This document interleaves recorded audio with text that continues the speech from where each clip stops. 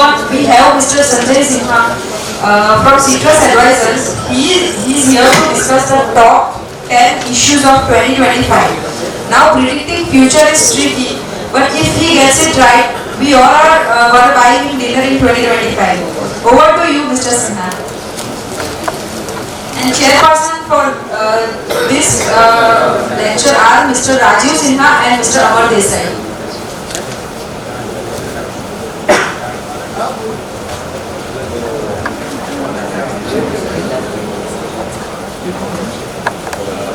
Good afternoon, everyone. My name is Rajiv Singh, and I have with me Mr. Sanjay Sinha, who is the founder of Citrus Advisors. I'll give a quick introduction of him.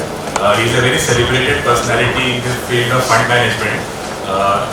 You might know, he has been associated with many of the mutual fund companies. He was with UTI Mutual Fund as a fund manager for a long time. Then he moved to SBI Mutual Fund as the head of equity, and he was promoted as Chief Investment Officer out there. During his tenure in SBI Mutual Fund, the assets of the company grew from 6,000 crores to 26,000 crores within 3 years. And during this phase, he and his team won more than 34 awards in the field of fund management. Okay? And from there, then he moved on to L&T Mutual Fund as the CEO of L&T Mutual Fund. Okay? So he is a celebrated personality. He keeps coming on a lot of news channels, for giving his views and opinions on the front.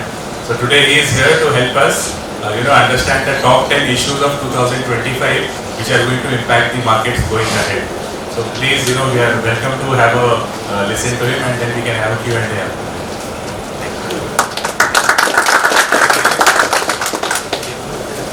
Good morning to you and a happy new year. Citrus Advisors was set up in 2012, and for the last 13 years, every year we bring out in the month of January the top 10 issues for that particular year. We have even last year brought out the issue, the same study, all the top 10 issues for 2024. And as I discussed with you, we will also tell you what did we say in 2024 and what actually happened. Okay, so that you get an idea.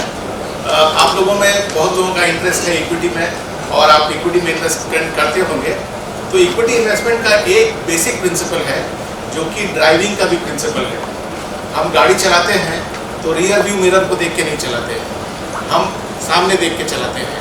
तो जब हम 2025 में equity में invest करेंगे तो हमें आगे देख के चलना होगा कि आगे क्या हो सकता है मार्केट में, इकोनॉमी में, तो ही हम डिसीजन ले पाएंगे.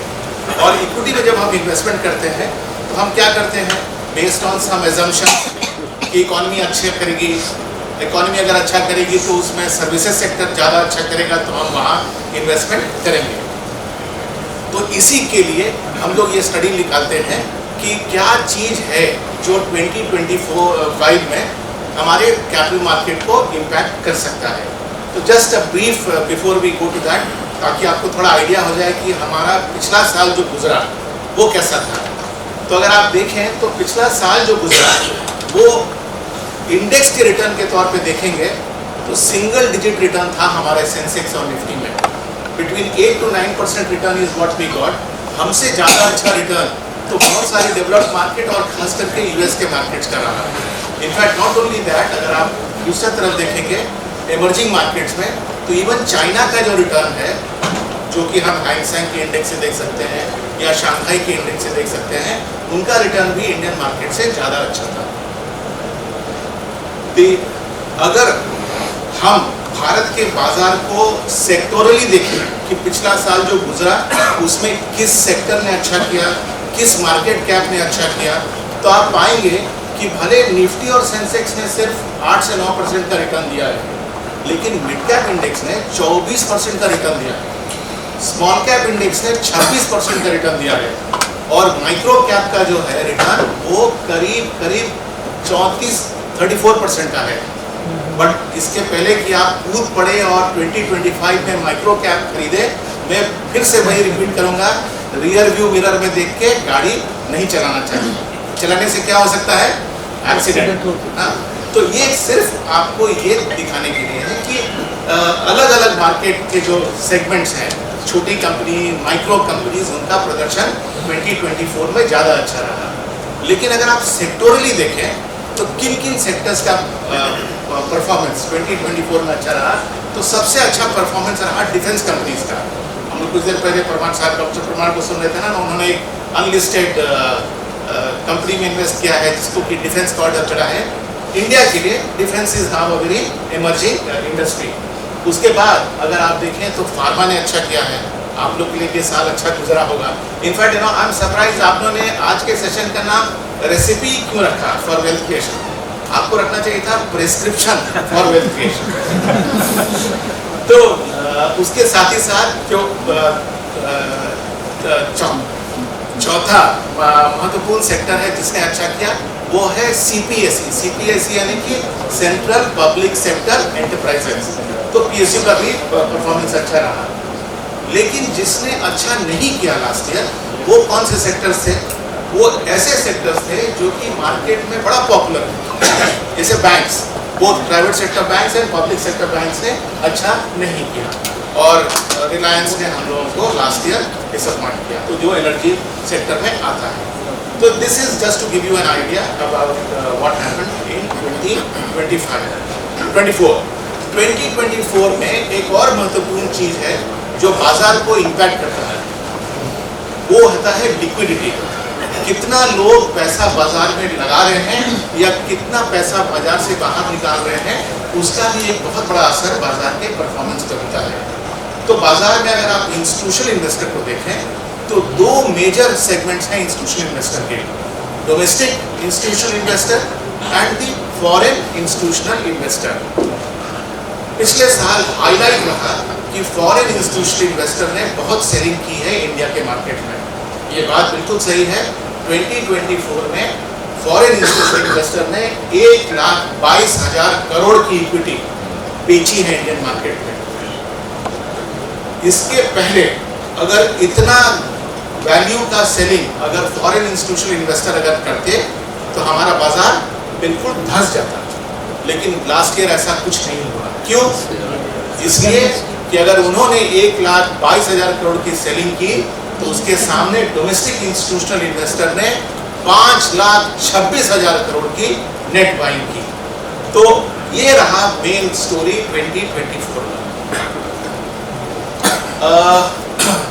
मैं इस पर आज खाली 2 मिनट लूंगा ताकि आपको पता चले कि हमारी जो स्टडी है उसका इम्पोर्टेंस क्या है। तो 2024 में भी हम लोगों ने 10 प्रेडिक्शंस किए थे। मुझे ये बताते हुए थोड़ा गर्व हो रहा है, पूरा गर्व तो नहीं, थोड़ा गर्व हो रहा है। 8 out of 10 predictions that we did in 2024 actually came out true. Our prediction number 1,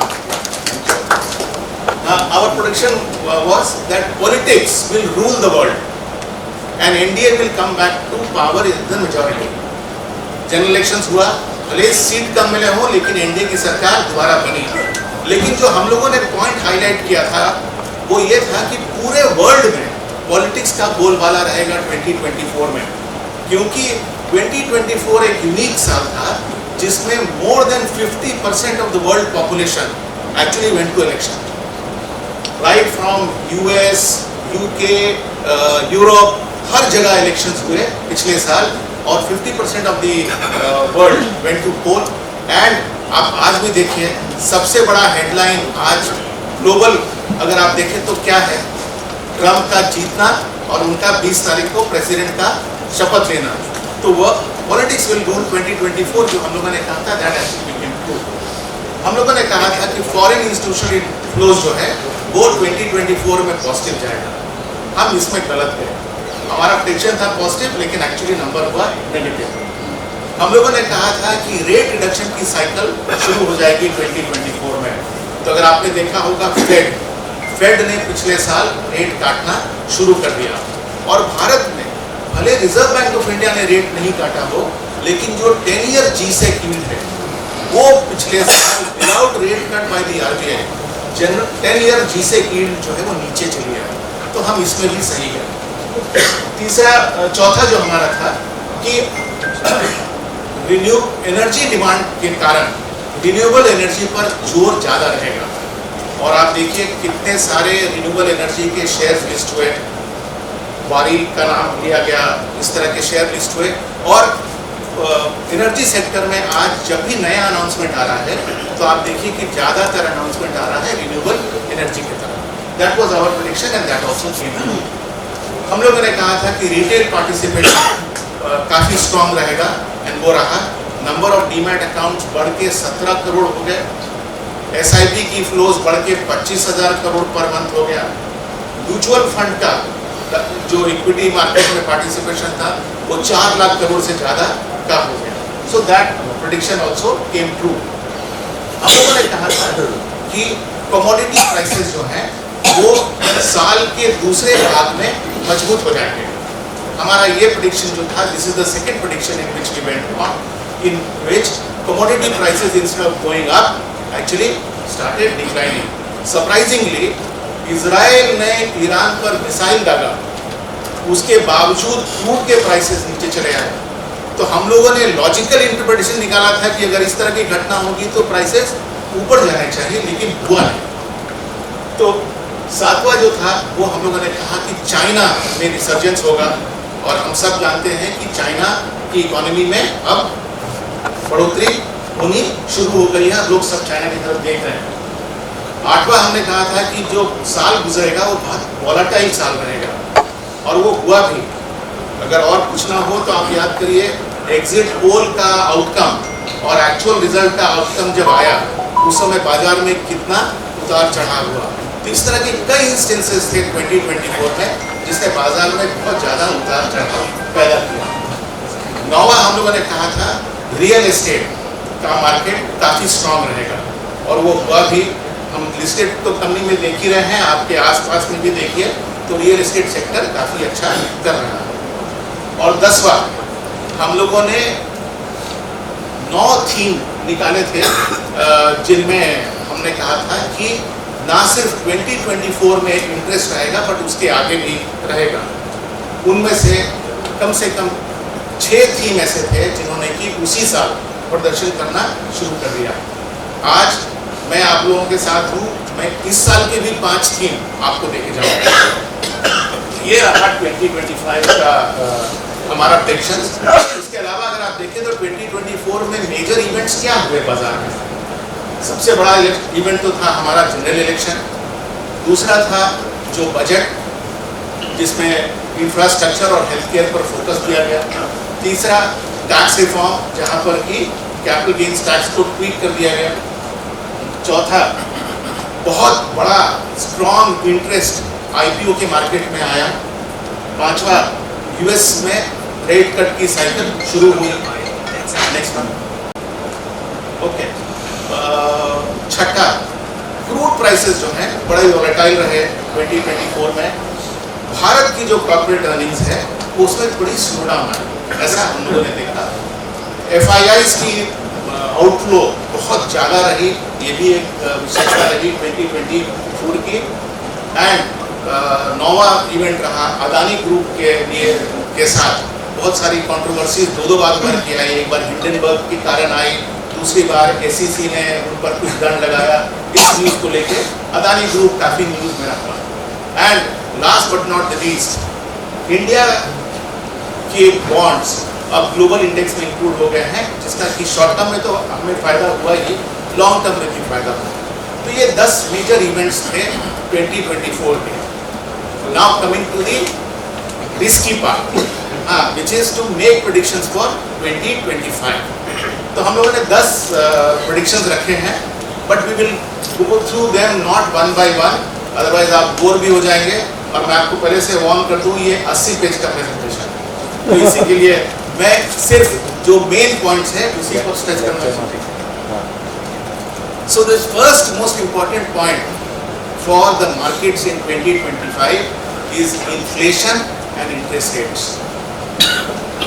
हमने आपको पहले बताया कि US में फेड ने रेट काटा, लेकिन RBI ने एक बार भी रेट नहीं काटा।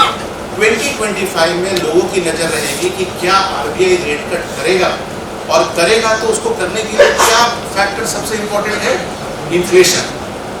पिछले साल हुआ क्या कि इन्फ्लेशन जो था वो कहाँ से आया? ज़्यादातर इन्फ्लेशन का कारण रहा फूड के प्राइसेस, सब्जी के दाम, पल्सेस के दाम, उसके कारण इन्फ्लेशन आया। इस साल सरकार भले एग्रीकल्चर से थोड़ा संतुष्ट है क्योंकि बारिश अच्छे होने के कारण हमारी खरीफ की फसल अच्छी है, रबी की भी फसल लग रही अच्छी है, लेकिन इस साल भी एक खतरा है। खतरा कहाँ से है? इस साल अगर आपने ध्यान दिया हो तो डॉलर के अगेंस्ट रूपी डिप्रिशिएट कर रहा है, तो यानी कि अगर हम कुछ इंपोर्ट कर रहे हैं तो उसके लिए अब हमको ज़्यादा पैसा देना पड़ेगा।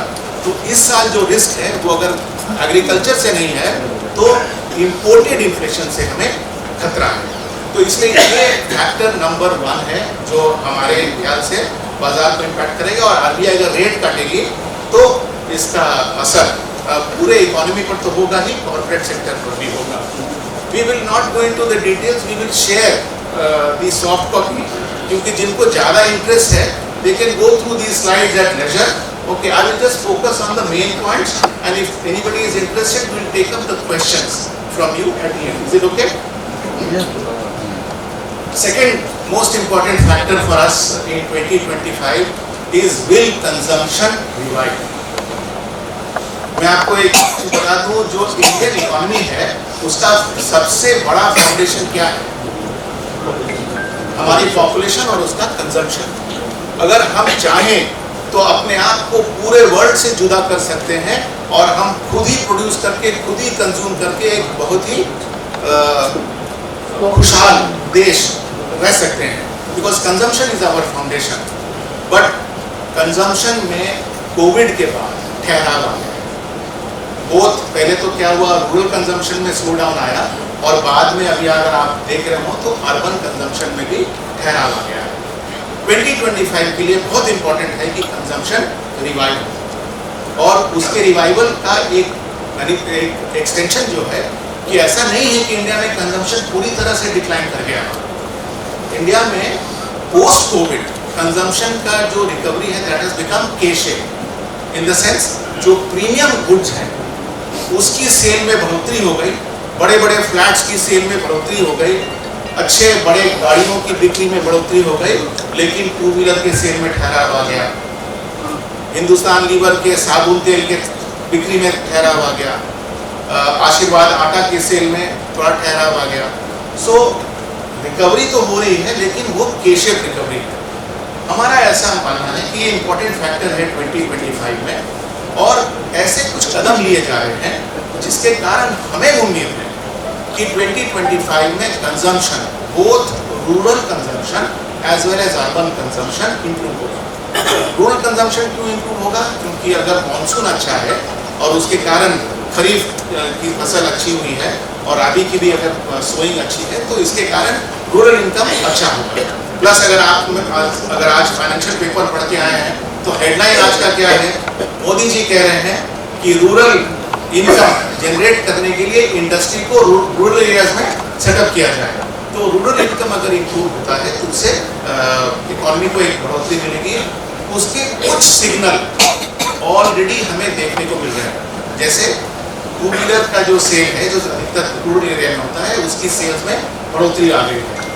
दूसरा, जो FMCG कंपनी है यानी कि फास्ट मूविंग कंज्यूमर गुड्स की जो कंपनीज है उनके जो मैनेजमेंट है उनका भी स्टेटमेंट आ रहा है कि they are now seeing recovery in the rural sales.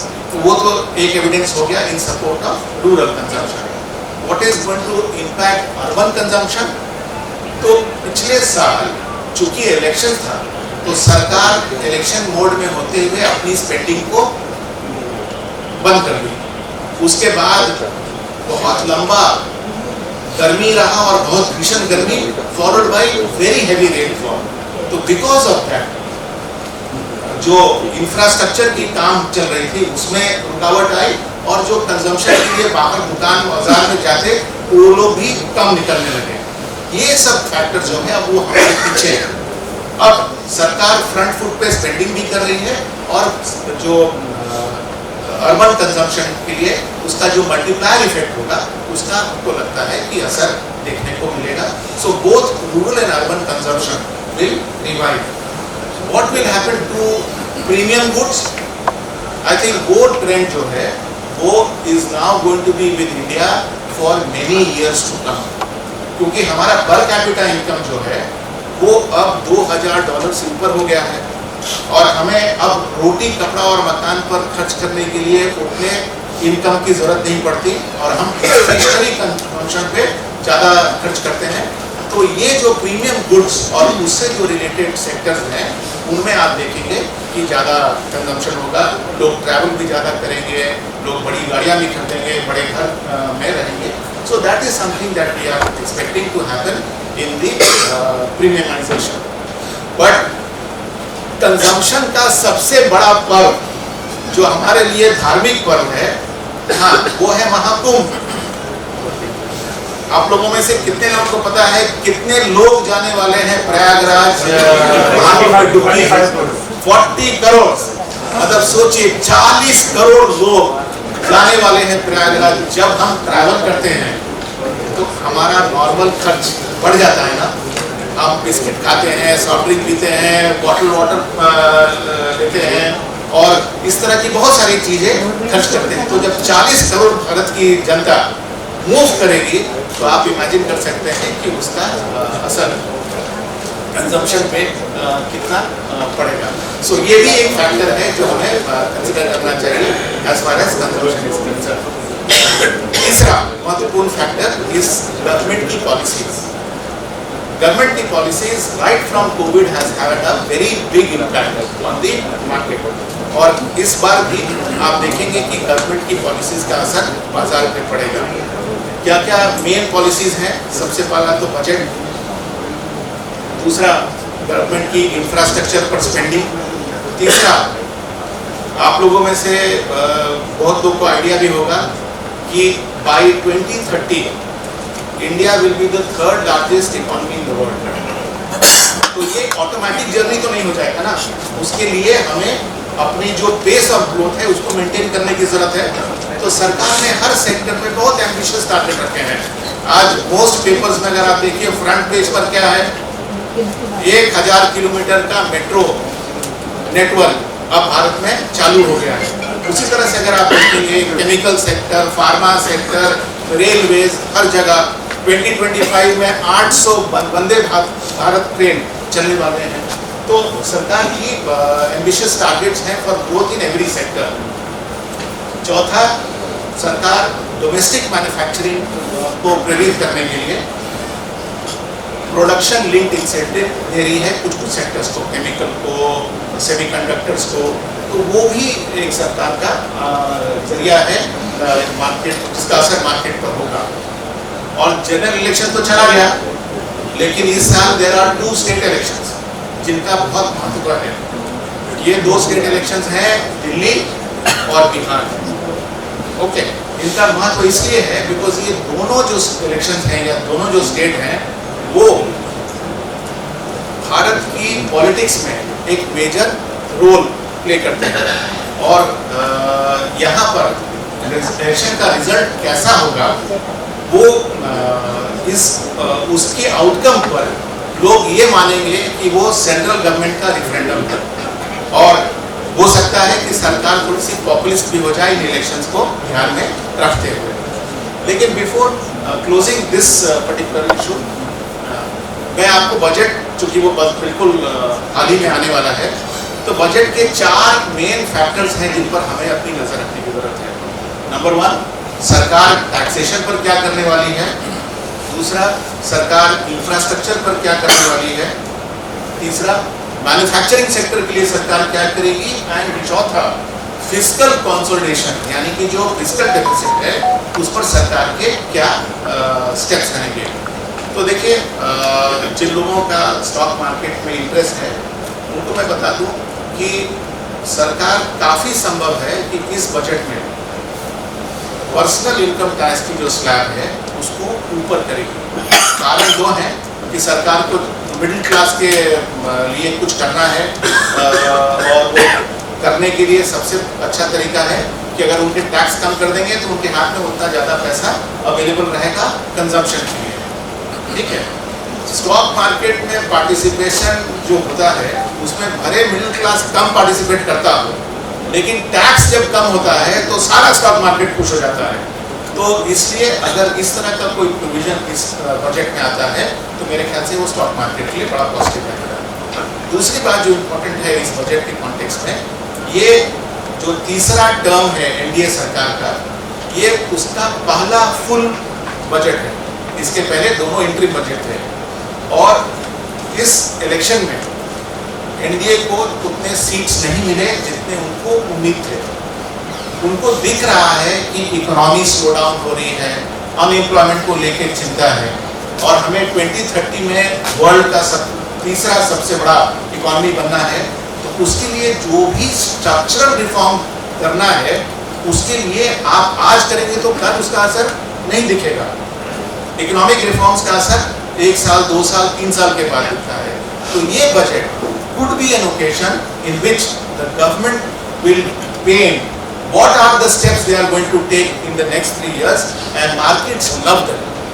Markets को immediate से उतना इंटरेस्ट नहीं होता है जितना फ्यूचर से होता है।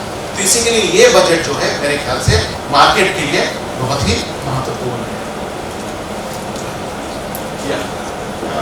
So just for your benefit, when you get the soft copy, there are a lot of numbers we have given you for reference. आज आप लोग बोर हो जाएंगे इससे मैं इस नंबर्स पर ज़्यादा ध्यान नहीं स्पेंड कर रहा हूँ।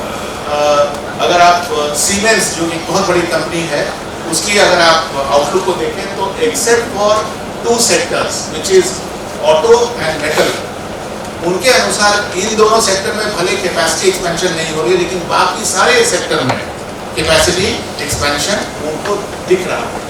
और अगर आप देखें तो ऐसे बहुत सारे सेक्टर्स हैं जो कि हमने देख लिए हैं कहाँ पर सरकार ने 2030 के लिए क्या क्या एम्बिशियस टारगेट दे रखे हैं। चौथा फैक्टर जो भारत के लिए इम्पोर्टेंट है वो है यूएस। इसलिए क्योंकि यूएस में जब ट्रम्प प्रेसिडेंट बनेंगे तो उसके बाद उन्होंने कहा है कि वो चाइना पे 60% टैरिफ लगा देंगे। उन्होंने कहा है वो कनाडा पर और मेक्सिको पर भी टैरिफ लगाएंगे। तो ट्रम्प की इकोनॉमिक पॉलिसीज जो हैं वो काफ़ी रैडिकल हो सकती हैं और उसका असर ना सिर्फ इंडिया पे पड़ेगा, वो पूरे वर्ल्ड पे पड़ सकता है। और आपको ये जानना ज़रूरी है कि ट्रम्प भले एक्शन ले चाइना पर, इम्पैक्ट होगा इंडिया पर। कैसे? अगर ट्रम्प ने चाइना पर 60% टैरिफ ठोक दिया तो चाइना क्या करेगा? चाइना ने तो ऑलरेडी इतनी बड़ी प्रोडक्शन कैपेसिटी बना रखी है, उसको तो कहीं ना कहीं अपना माल बेचना है।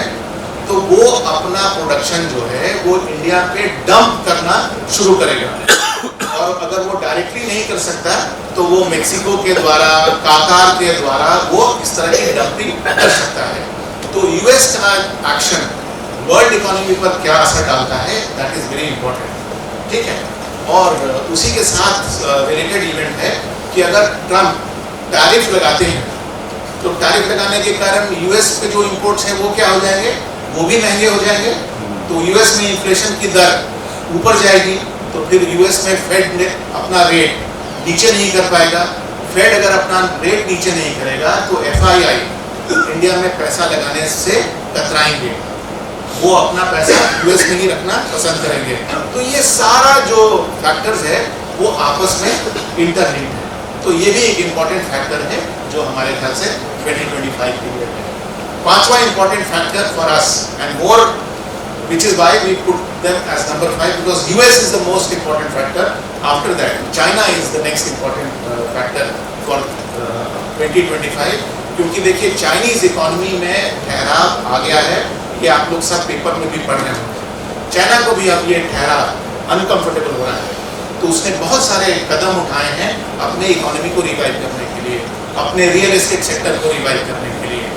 चाइना का ग्रोथ डायरेक्टली इम्पैक्ट करता है कमोडिटी प्राइसेस को। चाइना अगर तेजी से बढ़ेगा तो कमोडिटी के प्राइसेस ऊपर जाएंगे और अगर नहीं तो कमोडिटी के प्राइसेस वीक रहेंगे। एंड हमारा चूंकि वो पड़ोसी है उसके बहुत सारे कदम हैं जो हमको इम्पैक्ट करते हैं, जैसे कि अभी उस ब्रह्मपुत्रा पर वो डैम बना रहा है वो हमको असर करता है। हमारे साथ बॉर्डर पर वो कभी कभी कुछ नटखट हरकत भी करते रहता है. So China is the important factor for us, which is number 5. Next, the sixth factor, which has been an underestimated factor, is that today if you see almost the entire world, America का हिस्सा छोड़ दीजिए क्योंकि America अपने soil पर कभी war नहीं लड़ता, लेकिन उसको छोड़िए तो पूरा world is a conflict zone. हर जगह कोई ना कोई कॉन्फ्लिक्ट है. इनमें जो दो महत्वपूर्ण कॉन्फ्लिक्ट एरियाज हैं वो यूएसएसआर और यूक्रेन का, जहाँ पर ऑलरेडी चल रहा है. उससे खतरनाक एरिया है वो है मिडिल ईस्ट का, खास करके क्योंकि यहाँ पर इजराइल और ईरान की बिल्कुल अब टेंशन बढ़ गए हैं, and both of them are nuclear powers.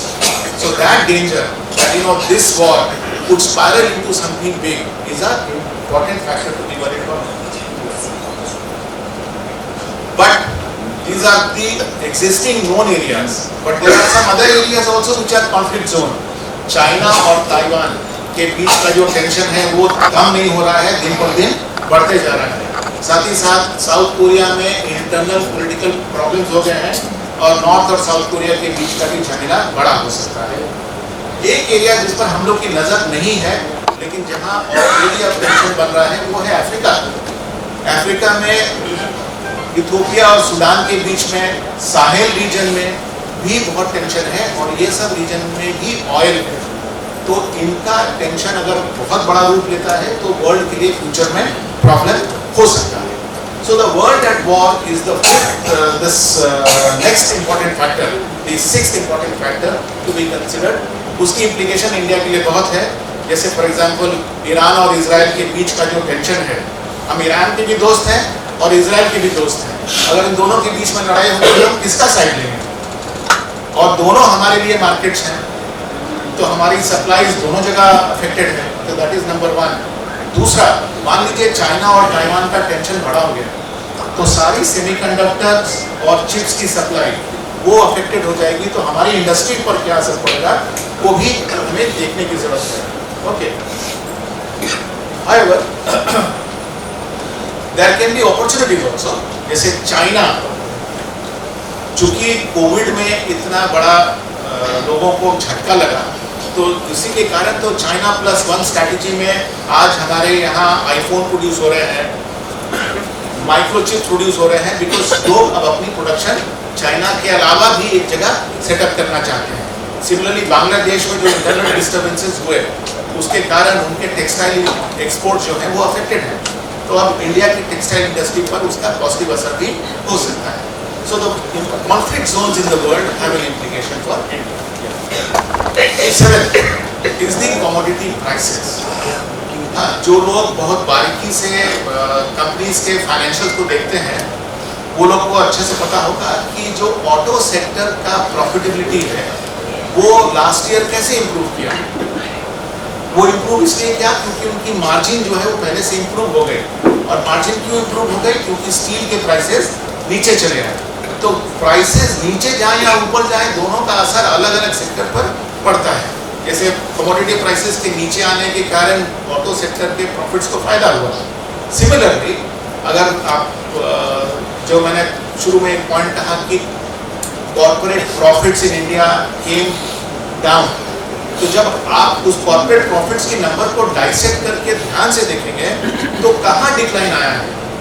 Decline आया है ऑयल एंड गैस सेक्टर में, डिक्लाइन आया है इन सीमेंट. तो कमोडिटी प्राइसेस ऊपर जाए या नीचे जाए तो कुछ सेक्टर्स को बेनिफिट करेंगे, कुछ सेक्टर्स को एडवर्सली अफेक्ट करेंगे. तो उसका भी एक इम्पैक्ट बाजार पे रहता है. So what we have done in this section is that we have divided commodities into five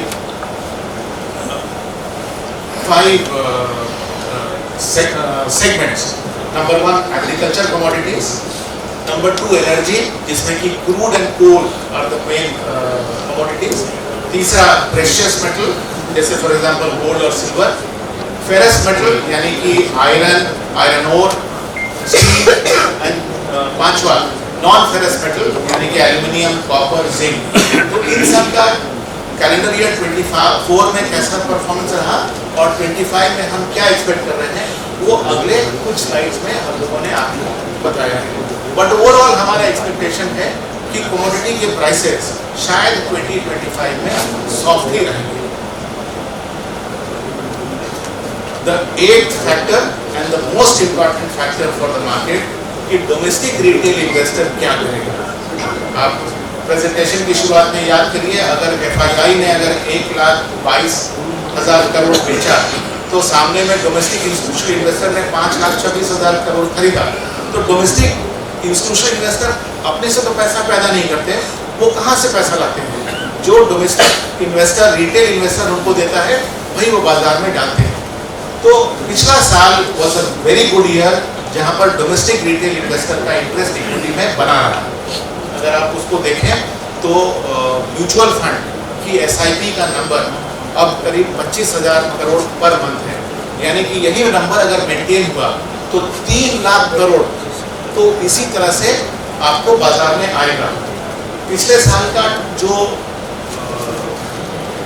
net inflows overall equity mutual fund में आया वो करीब 4 लाख करोड़ से ऊपर था।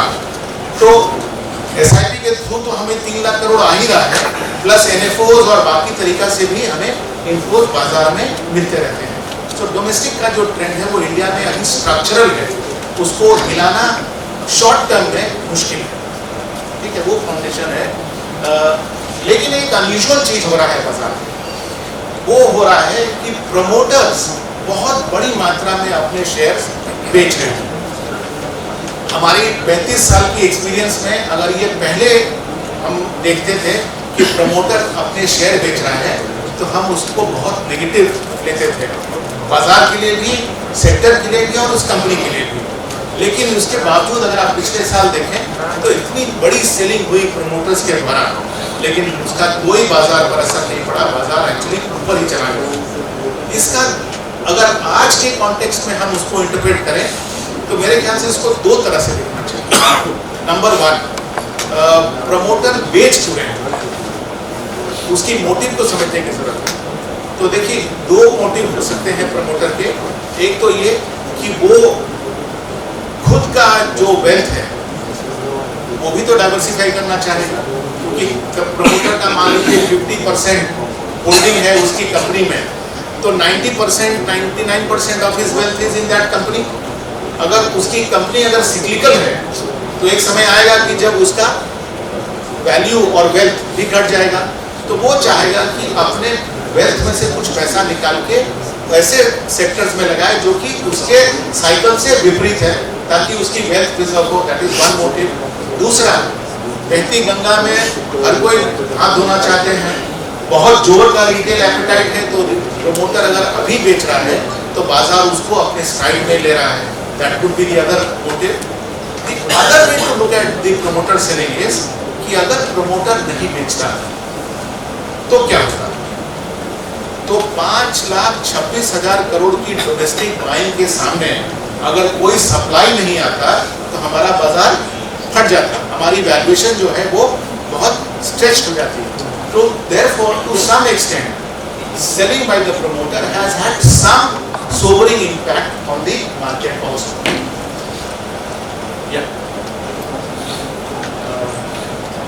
एक चीज जो बहुत पॉजिटिव हुआ है पिछले साल, सेबी ने कुछ कदम उठाए रिटेल इन्वेस्टर को प्रोटेक्ट करने के लिए। आप में से जो लोग स्टॉक मार्केट में एक्टिवली ट्रेड करते हैं उनको याद है कि जब वो अपना ट्रेडिंग टर्मिनल खोलते हैं तो सबसे पहले क्या आता है, एक मैसेज कि सेबी ने जब सर्वे कंडक्ट किया कि जो लोग डेरिवेटिव्स मार्केट में पार्टिसिपेट करते हैं तो सेबी ने पाया कि 90% लोग पैसा कमाते हैं, और जो 10% लोग पैसा कमाते हैं उस कमाई का 50% ट्रांजैक्शन कॉस्ट में देते हैं। तो सेबी ने डेरिवेटिव्स मार्केट को थोड़ा सा टाइट किया ताकि लोगों का इतना ज़्यादा एक्टिव स्पेक्युलेटिव पार्टिसिपेशन जो है वो उस बाजार में कम, एक अच्छा स्टेप वो था। दूसरा, सेबी ने ये भी कहा कि आज अगर आप देखिए तो जो नया भारत है ना वो बहुत जल्दी से और बहुत तेजी से बदल रहा है। पहले स्मॉल एंड मीडियम एंटरप्राइजेस सिर्फ अपनी बिजनेस से ही संबंधित रहते थे। लेकिन अब अगर वो इक्विटी मार्केट में इन्वेस्ट कर रहा है एज एन इन्वेस्टर, तो वो अपने आप को फ्यूचर में देख रहा है as a listed company also. तो लिस्टिंग के लिए जो एसएमईज हैं उनके लिए एक दूसरा एक्सचेंज है, उसका नाम है एसएमई एक्सचेंज। वो दोनों बीएसई पर भी है और एनएसई पे भी है। इस एक्सचेंज में अभी बहुत आप समझिए कि गलत हरकत हो रहा है, क्योंकि वहां पर सप्लाई कम है और कुछ लोग शेयर के दाम पकड़ के उसको बहुत ऊपर खींच दे रहे हैं। तो इस मार्केट को थोड़ा सा डिसिप्लिन करने की जरूरत है। तो सेबी ने एसएमई की लिस्टिंग को लेके थोड़े से रूल जो है टाइट किए हैं।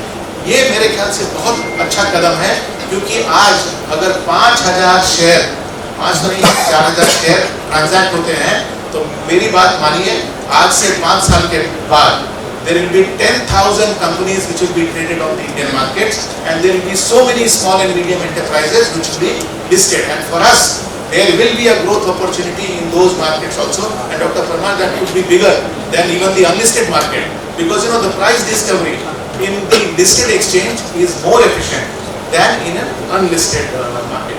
So वो एक अच्छा हो गया। एक और कदम जो सेबी ने उठाया है, अब कुछ शेयर्स ऐसे हैं जहां पर अगर आपने आज बेचा ना, तो हो सकता है शाम तक पैसे आपके अकाउंट में आ जाए। मतलब वो बिल्कुल आपके करंट अकाउंट या लिक्विड फंड की तरह हो गया है। सो इससे इक्विटी में पार्टिसिपेशन और बढ़ेगा। साथ ही साथ सेबी कुछ और प्रोडक्ट कैटेगरीज को भी इंट्रोड्यूस करने की कोशिश कर रही है। एंड सबसे बड़ा कदम जो सेबी ने उठाया है, मैं कल कुछ लोगों से मिल रहा था, वो स्टॉक मार्केट में पैसा लगाना चाहते हैं लेकिन लगाने से डर रहे हैं। आप सुनेंगे कारण तो आपको अचरज होगा। क्यों डर रहे हैं? क्योंकि किसी एस्ट्रोलॉजर ने YouTube पर बोला है कि अप्रैल से जुलाई के बीच में बाजार गिर जाएगा। हाँ, ये तो मेरे लिए एक नया डिस्कवरी था कि अब एस्ट्रोलॉजर मार्केट प्रेडिक्शंस भी देने लगे हैं और उसका पीरियड भी डिफाइन कर दे रहे हैं कि वो, तो इस तरह की जो फाइनेंशियल मिस इन्फॉर्मेशन है उस पर सेबी बहुत जोर से पेनल्टी इम्पोज कर रही है। तो ये अच्छा रहा कदम। तो ये रहे some of the steps. For now I come to the 9th factor, which are the 5 themes which we think will prevail in 2025। तो थीम है artificial intelligence, manufacturing, renewable energy, data center and healthcare. And we have already given you 9 themes last year. These are the 5 themes for 2025. Okay, quickly just one line. As far as artificial intelligence is concerned, Y2K was the opportunity जिसने Indian software industry को global stage पे लाया। उसके बाद world में company जब अपने आप को डिजिटाइज करने लगी, सॉफ्टवेयर इंप्लीमेंट करने लगी, तो they started giving projects to the Indian companies. That was the second wave. आज वर्ल्ड का कोई भी कंपनी ऐसा नहीं है जो आर्टिफिशियल इंटेलिजेंस को अपने प्रोसेस में ढालना नहीं चाहता। तो वो एक अपॉर्चुनिटी है जो कि इंडियन कंपनीज के लिए एक नया अपॉर्चुनिटी है।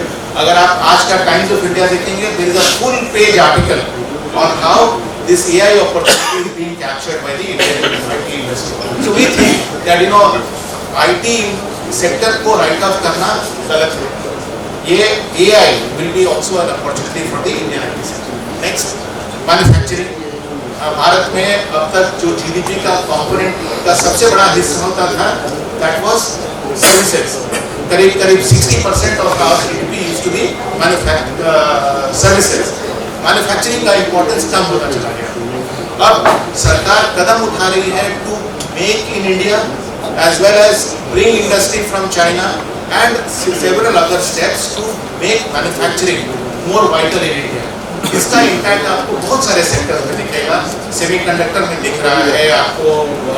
अब हम सोलर पैनल इंडिया में मैन्युफैक्चर कर रहे हैं। In fact by next year our domestic capacity will be enough to take care of our total demand for solar cell capacity. So manufacturing is also the second thing that we believe is important. Third is renewable energy. By 2030, 50% of our total energy production will be from the renewable sources, and it's not just solar, it will be wind, it will be hydro, and several other new forms such as hydrogen and so on and so forth. So this is the third.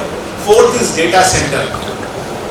India में data localise करने का सरकार ने निर्देश दे दिया, और उसके लिए जो डेटा सेंटर की कैपेसिटी है that is being expanded to I think 6 gigawatts by 2030, और उसके लिए पूरा इकोसिस्टम कहाँ पर बेस होगा, उसकी सर्वर्स कैसे रहेंगे, उन सर्वर्स को एकदम अनइंटरप्टेड पावर सप्लाई हो, उसके लिए इलेक्ट्रिक इक्विपमेंट कैसे होंगे, एयर कंडीशनिंग कैसी होगी. So whole ecosystem around the data center is also the opportunity which for us is theme number 4, and आप लोग हैं theme number 5.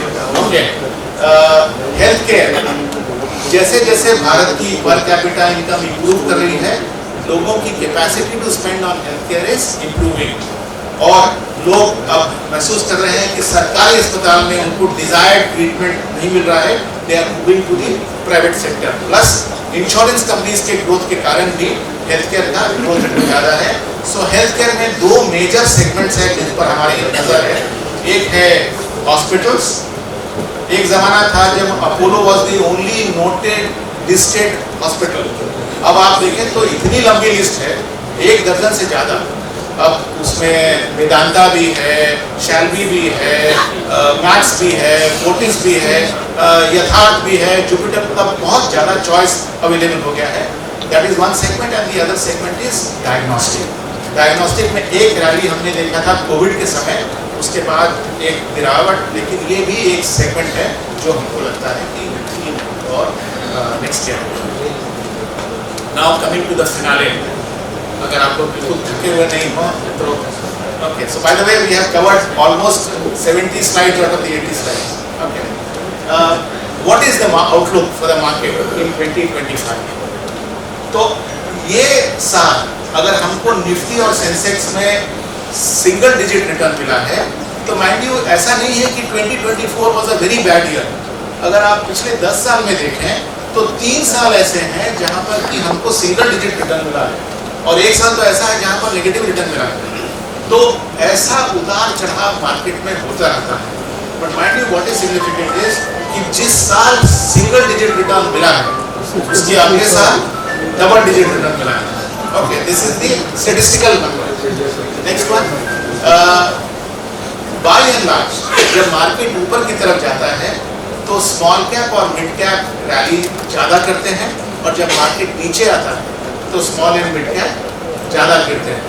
मेरे ख्याल से इंडिया की जो बुल रन है उसमें अभी स्टीम बाकी है. आगे 3 साल 4 साल तक ये आगे कंटिन्यू करेगी ऐसा मुझको लगता है. तो इसलिए संभव है कि स्मॉल कैप मिड कैप की रैली अभी भी कंटिन्यू करें. लेकिन मैं फिर से रिपीट करूंगा, रियर व्यू मिरर को ना देखें, अपने एलोकेशन को. हाँ, I think doctor at the first presentation you had mentioned some 50% to large caps, 40% to large cap. Okay, so I think I am a little more conservative than him. आप surgeon हैं, तो I would suggest at least 50% of your exposure should be in large caps, and then you can distribute the rest between small and medium cap. Okay, बाजार में short term में events का प्रभाव, medium term में liquidity का प्रभाव, but long term में किसका प्रभाव? Earnings and valuation.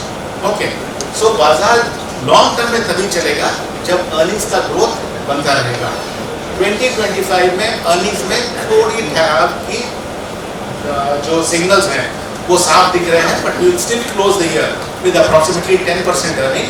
बट अगले साल का जो अर्निंग है वो 15% एक्सपेक्ट किया जा रहा है, which is why my optimism that you will probably see a double digit return in the calendar year 2025. Okay, this is a slightly complex thing, but इसको मैं आपको 2 लाइन में कोशिश करूंगा समझाने की.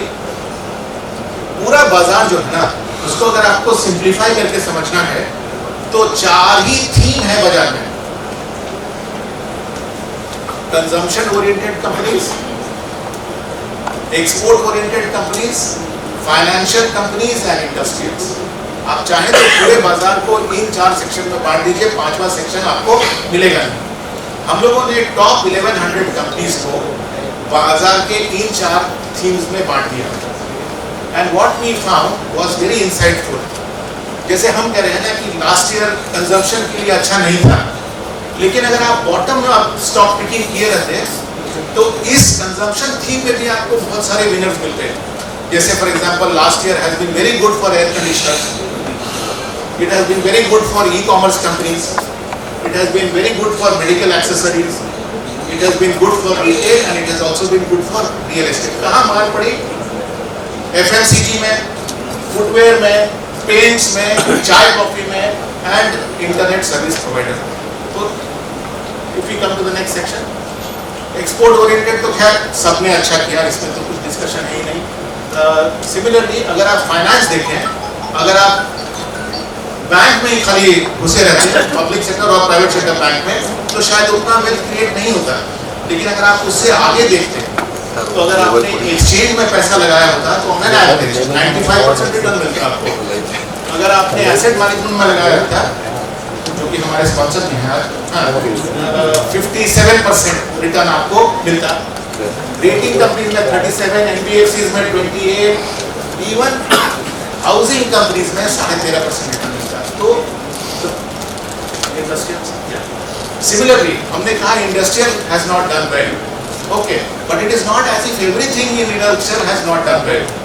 कंप्रेसर्स, शिप बिल्डिंग, इनमें अगर आप देखें तो 100% से ज़्यादा आपको एवरेज रिटर्न मिलता अगर आपने स्टॉक सिलेक्शन सही किया होता। कहाँ पर आपको मार पड़ता? मार पड़ता माइनिंग मिनरल में, सीमेंट्स में, लॉजिस्टिक्स में और केमिकल्स में। So the point that I am trying to convey is that market का जो भी डायरेक्शन हो, अगर आप बॉटम अप तरीके से देखेंगे मार्केट को, तो in every sub sector of the market there are opportunities for you too, and it is not been a bad year for debt also. Last year अगर आप देखें तो जो लॉन्ग ड्यूरेशन और गिल्ड फंड्स हैं उनका रिटर्न 11% और करीब 9% के आसपास है।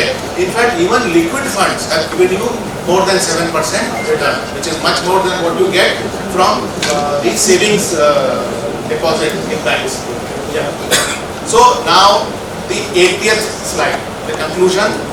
Okay, the time for easy money in the market is over. Post COVID के बाद मार्केट सिर्फ वन डायरेक्शन में ही बढ़ता गया, वो फेज खत्म हो गया। Okay, it is quite possible कि थोड़ा टाइम करेक्शन हो सकता है।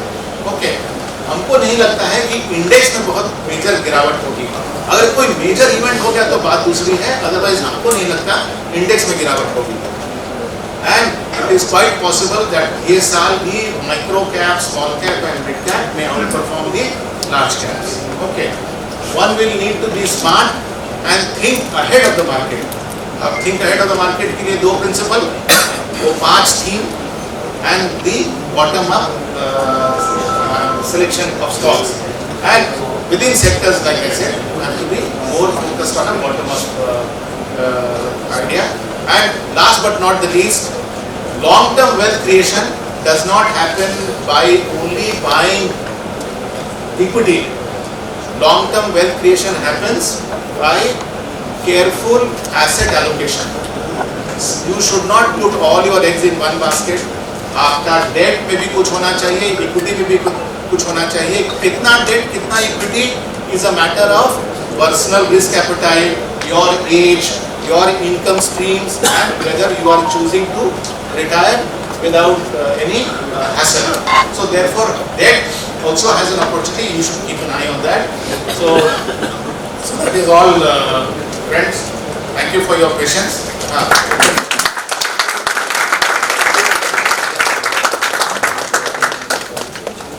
Thank you so much, sir. Now I would request Dr. Mitesh Trivedi to felicitate Mr. Rajiv Singh. Dr. Mitesh Trivedi.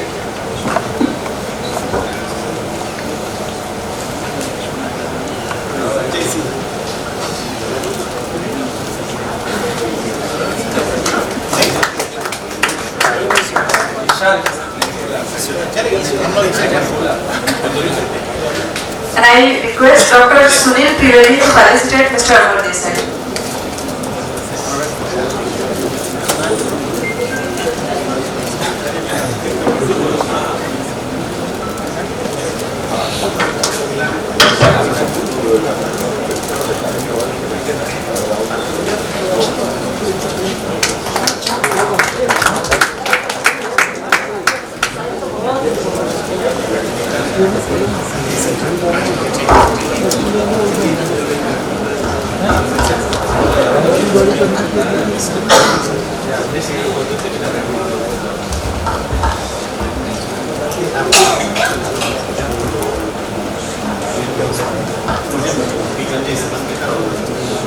Sir.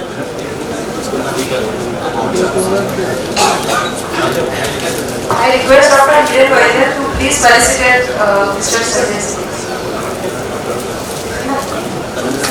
Thank you, sir.